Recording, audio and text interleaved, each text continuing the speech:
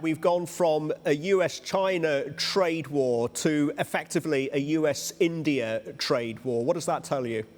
From the Indian perspective, they're seeing shifts in U.S. policy and from President Trump that really differ from the broad bipartisan trajectory they've seen, even in President Trump's own first term.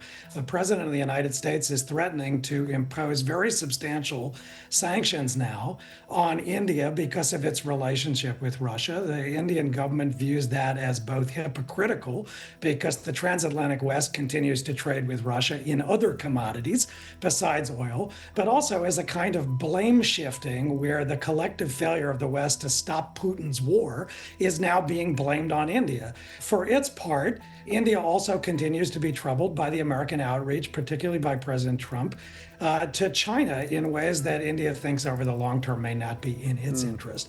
I think that's the challenge, is that some of the strategic understandings that enabled the relationship are beginning to fall by the wayside. Are we looking at the beginnings of what could be a backlash in India against the US? And are there implications here for US businesses, everything from Nike trainers to iPhones and more recently Teslas? I do think American companies are worried that they're going to be in the crosshairs because there are no winners in a trade war. And as this thing begins to spiral downward, you mentioned defense as an example. Industries, sectors, and U.S. firms that have led the way may find themselves being punished, and also their sectors and their possible contracts being politicized in ways that they would not have expected a few years ago.